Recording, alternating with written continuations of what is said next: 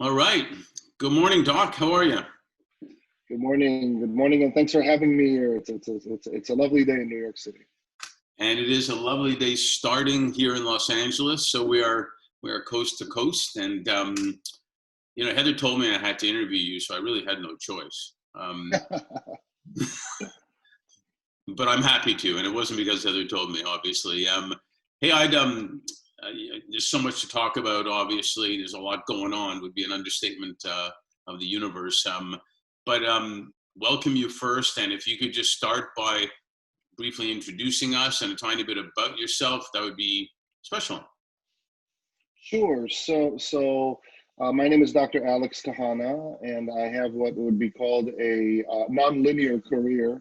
After a long military service, I had a full academic career in pain medicine. I built multiple pain centers throughout the world, and it's safe to say that I'm familiar with the healthcare industry. I have been interested in technology and the integration of technology into the clinical workflow for at least 15 years. Very much concentrated on blockchain for the last, I would say, 5 years. And currently I serve as Chief Medical Officer at Consensus Health, also responsible by the virtues of the languages I speak on the European, Middle Eastern, and African markets. And for your listeners, Consensus Health is the largest blockchain and healthcare company in the world. I would say it's the Con Edison, if you wish, of healthcare and blockchain technology. And I'm on a mission to blockchainize healthcare and healthify the crypto space. Wow, I don't think, you're like Robin Williams with Jay Leno. Jay Leno used to say, all I have to do with Robin is say, hey, Robin, and I'm good. He does the rest of the interview. I love it. Let's see, vous parlez français aussi? Oui, un peu. Je parle un peu français. ¿Hablas español también o no? No, not that. I understand Spanish, but... Okay, yo también un poquito. I always did this wrong.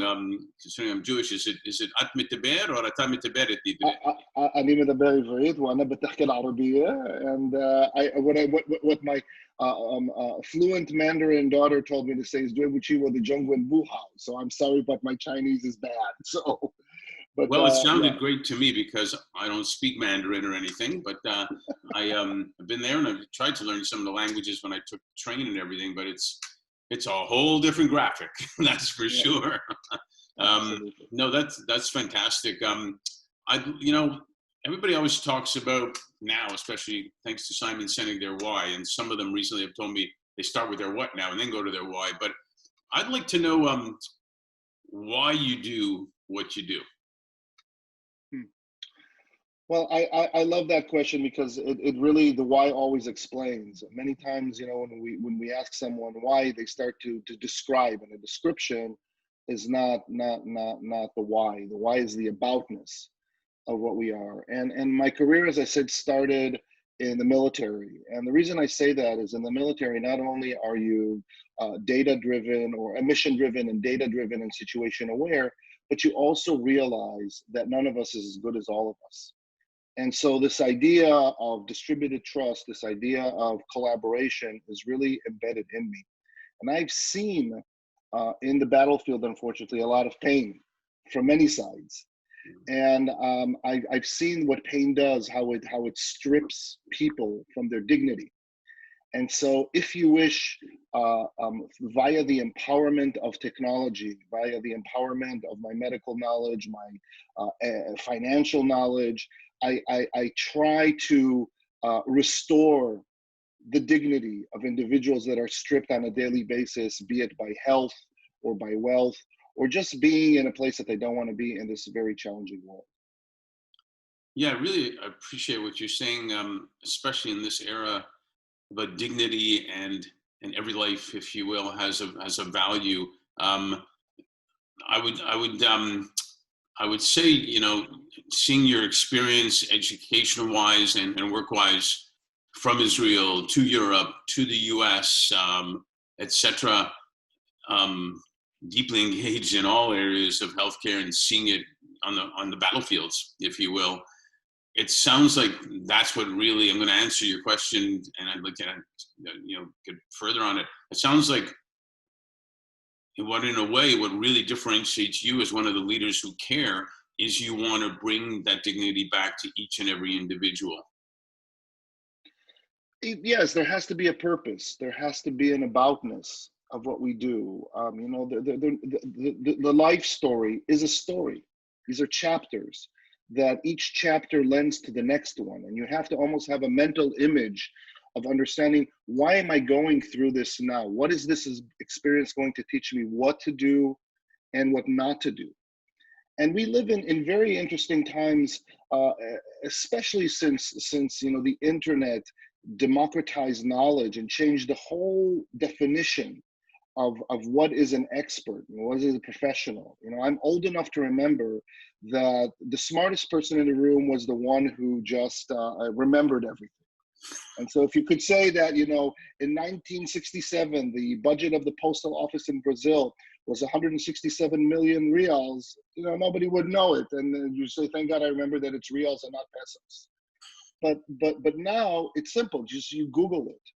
So the definition of expertise has changed, and to the better, because it has shifted to what really makes us unique as human beings, and that is the soft skills that we have, the intelligence, the emotional intelligence that we have, the opportunity to exercise radical empathy. Because at every juncture in what we do, we have a choice, not only to do things right, which we like to do as students or as professionals, but also do the right thing and make the right choices. So I think that, for a leader who cares, and that's the word, that caring is the responsibility, the ability to respond. To respond to what? To the plight of the other.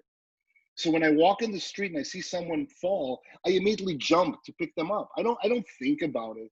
I don't make this utilitarian, oh, this is a good idea, I should help them, or say a consequentialist, no, I shouldn't, because I have to go and save a king in another 2 hours, so I'll leave them, fall.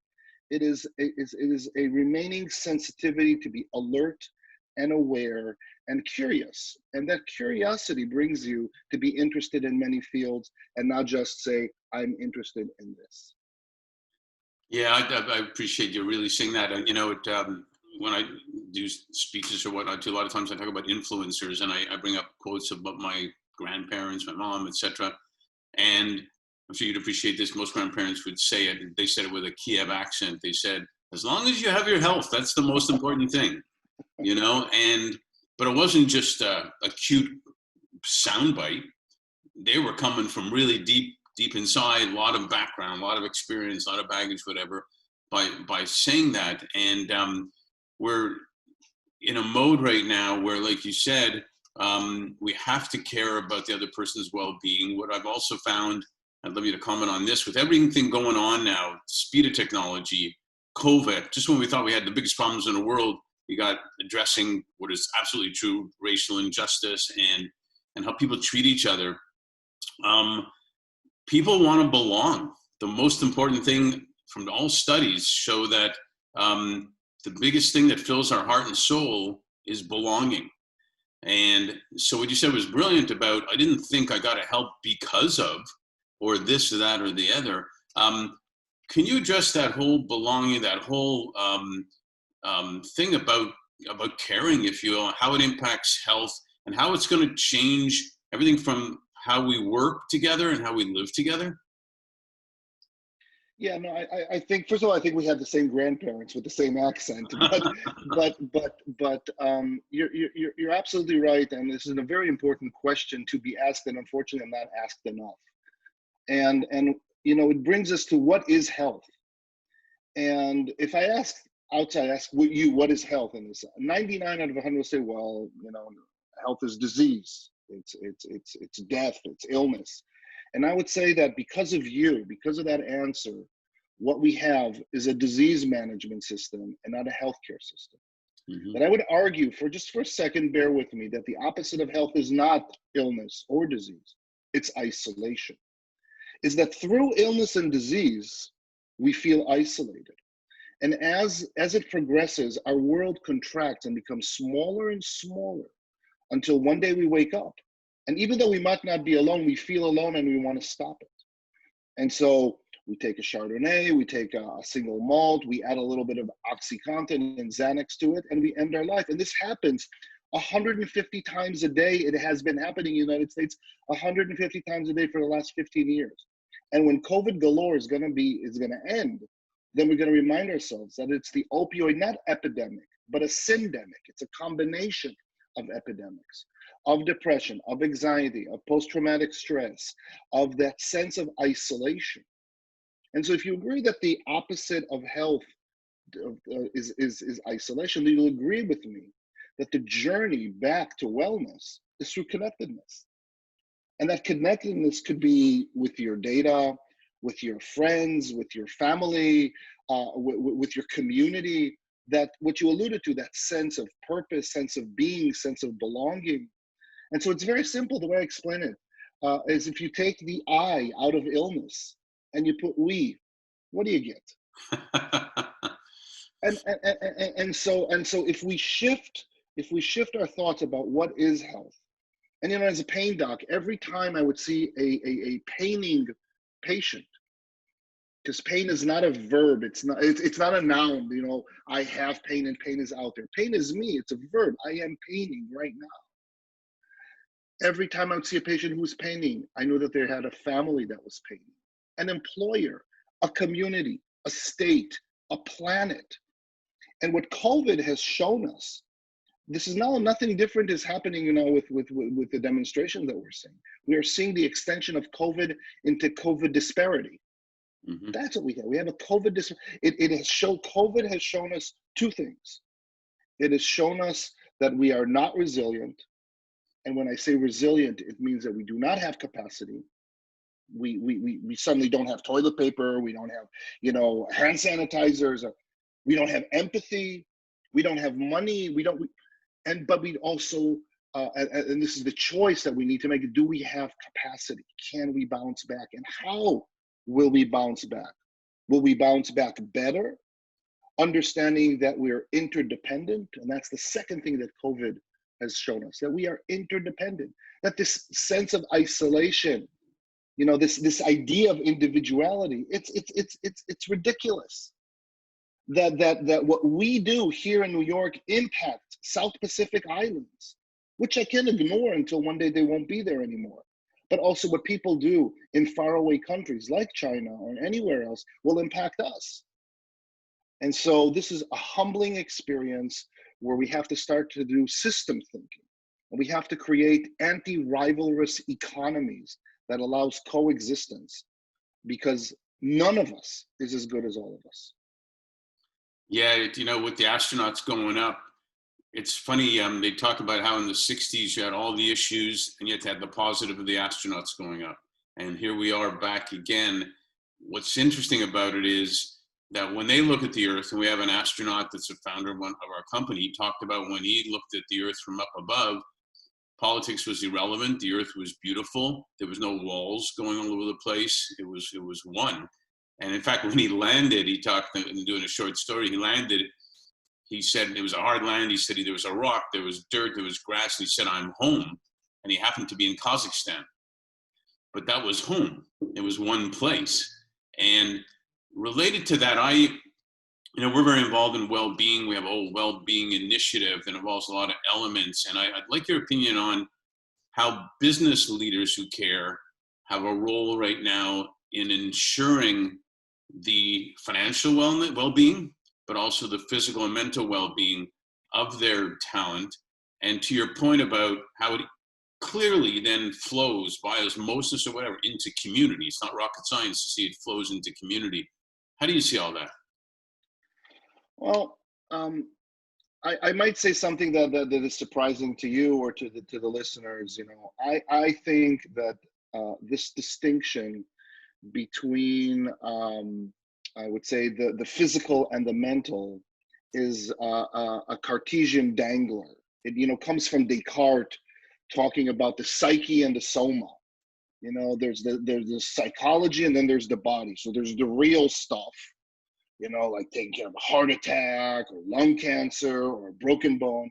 And then there's all these kind of like mental health things, that it's and almost implicitly this moral weakness and this, lack of character and this vulnerability, because, especially me, who I come from, a tough outfit in the military, we show a stiff upper lip.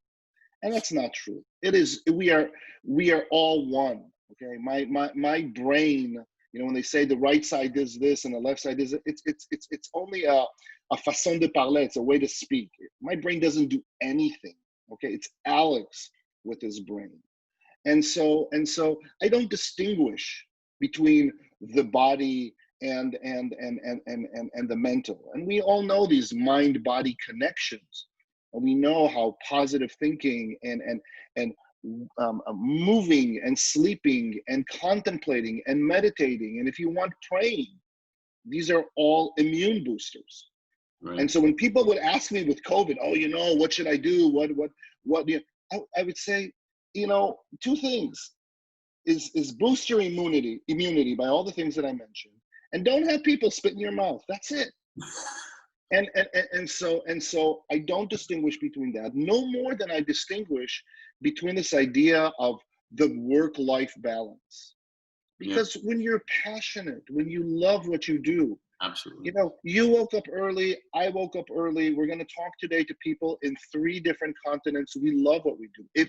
If I stop doing what I'm doing, that's what's going to kill me. So I think that we should kind of shy away from all these distinctions that are not real, that only what they do is imply how fragile we are and how soft we are and how we have to take care of it. No, we have to do, indeed. We have to, I would say, love abundantly each other. We have to live gently. That I agree to. And most importantly, leave graciously things that weren't meant to be.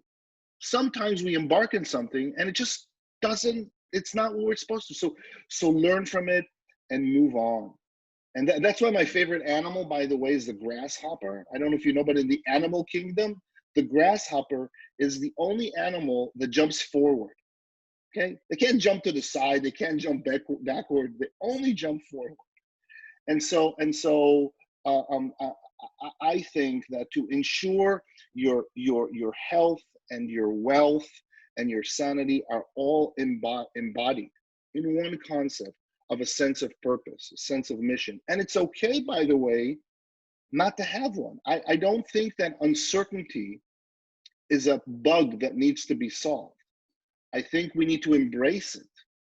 And live the present, not think of the past and get depressed, not look at the future and get all anxious, but live the present and live it at its fullest. Yeah, I was talking to a vet the other day, and we got into the conversation about how dogs can teach us a lot about being present. That's true. They give us more love than anything, and it's funny, if I go back to our grandparents, apparently are the same. I used to go on walks as a kid with my grandfather, and the walks were exercise, and he used to smile at every single person. And finally I asked him, I called him Zeta. I said, Zeta, I don't know, how do you know all these people? I was like 7, 8, 9, 10. He said, I don't know most of them, but it's funny, when I smile at them, they smile back at me. And some of them even stop and talk to me, and I feel good, and I see they feel good. Rocket science, right? It's what you're talking about in a way. Yeah, we know. We know that in biology we call it mirror neurons, and yeah, that's how we work. We respond. That is the responsibility that I spoke to, and I think that it's not the flexion, it's the reflection of the other. It's not the cognizance, it's the recognition of the other. We are social animals that live in a social fabric. And COVID, if anything, reminded us that not only does the virus doesn't distinguish between race, class, border, gender, and all this, but we're all in this together. And this is exciting. And I think that what people need to differentiate from is the power of collaboration, the swarm intelligence, the crowd intelligence that we can create. What we're doing now is crowd intelligence, and it'll excite people to go out, versus the idea of centralization, where only a few are going to decide everything for everyone. And that's why I'm so interested in distributed ledger technology, because by its name, the distribution means that it is for everyone, that you create, that everybody's the internet, everybody's the computer, that your data is yours. They're self-sovereign. You know, I don't recall when I gave my genetic material, which I say to someone, do not give it to anyone, and I didn't give it. But when you sell it to someone or give it to someone, they will sell it to a third person. I don't recall getting a check from that sale. So the point is that the idea of community comes from the mentality of abundance. And the reason why we're not abundant is because we still live in the world of the economy of commodities. You know, we say, oh, you know, there's only so much gold and so much oil and so much rare metals and so much stuff. And so I want everything, and I accumulate everything, and I hoard everything for myself. I want all this art for me, and I want all these books for me, and I want all these stuff for me. Right. But data is infinite. And so we can start to stop thinking in the mentality of scarcity. And, you know, if you have more, that means I have less. I'm not going to share. And I'm not going to tell you. And I'll be better than you because we're the best, because exceptionalism. No. And when people ask me, you know, I asked once, what does the word unique mean? And unique, they said to me, unique means special. And I said, no, unique doesn't mean special. Unique from unum in Latin means one. Okay. Now, what makes a human human? That they're unique. You're unique. I'm unique. Every listener. So actually, unique is common. It's not special. It's the most common thing. And I think that if we understand that mentality of abundance, that unique is that pluralism, that inclusiveness, that allows us to connect. And that's what dogs understand. You know, no one walks around and says, I am the dog. You know, I'm a dog. I'm unique. I'm a dog in the pack. I know how to walk. And some of them walk fast, and some of them walk behind, and some of them make a lot of noise, and some of them are fun. And it's just fun. That's the biodiversity of being together. I think everything you're saying is brilliant, including the blockchain. I think that gives people trust of their history, trust of who they are in the community as well, in healthcare. And also, though, I think we've learned by how much we miss the physical contact that now we're not just connected on technology, we're actually connecting on technology and being more authentic with each other. It's funny, but when people are not in their office, I've done a lot of video interviews over the years, and these are the most authentic ones that have come through now because of what we're feeling. And it's not about, I've got a statue outside my house, or I got this, or I got the best car. I'm not even using my car. I'm paying big payments. I'm not even using my car. So it's brilliant. It's brilliant what you're saying. Last question on this. There's so much to talk about, but in a couple of sentences, pretend I'm a graduate. Didn't have my graduation. I couldn't take my girlfriend to the prom. I'm really ticked off.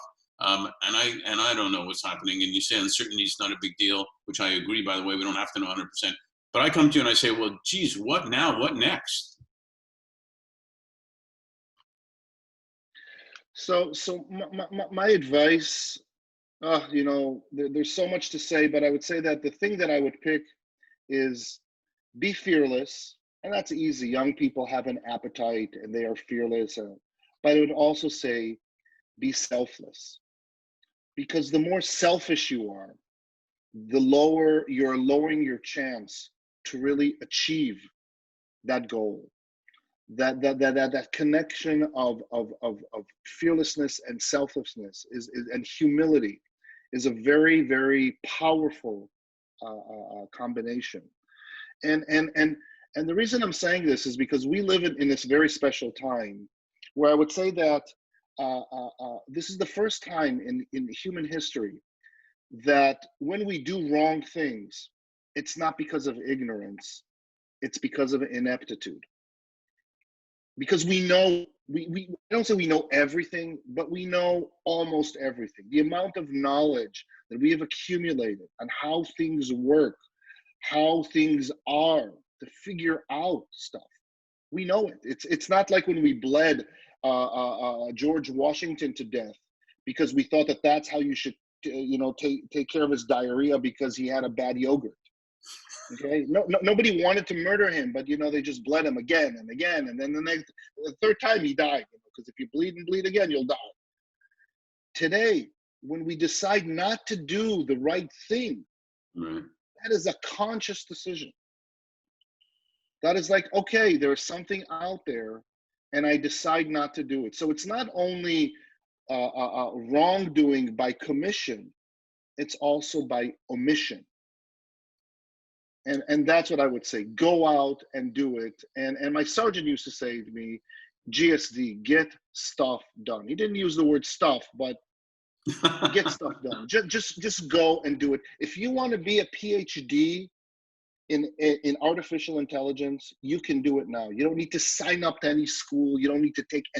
I am an influencer in the healthcare and blockchain space.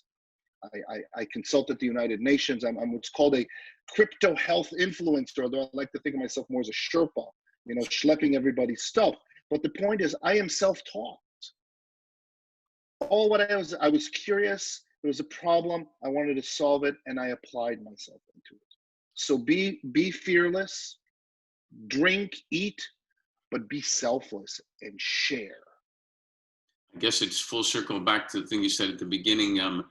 Every person has value. Every person has dignity, and it's available. The opportunity now is maybe greater than ever to be whatever you want to be whatever you want to do. So I guess to play on words, we have some consensus on health here, right?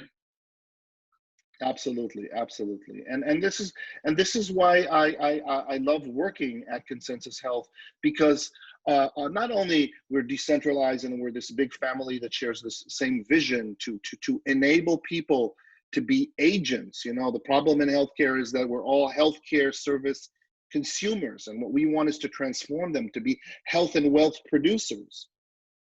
But it's not only that it's not just about computational trust and cybersecurity, Right. and technology per se. It's understanding that you are your actions, and your actions are captured by data. And so when someone takes that data, uses it, sells it, loses it, abuses it, they take a piece of you. And so the stuff that we are creating, the technologies, the products, the platforms that we are creating are dignity preserving. Because unfortunately, we are living through a history, human history, of people stripping away from other people dignity. And that's the full circle of why I entered. Went to the military, saw the dignity stripped, went into pain medicine, saw the dignity stripped, went into technology, saw the dignity stripped, but we can preserve it now because we understand it. And if we don't do it, it's not because of ignorance, it's because of ineptitude. Great way to begin. I won't say end, great way to begin. Thank you so much. Thank you. It was a pleasure. My pleasure. Shalom.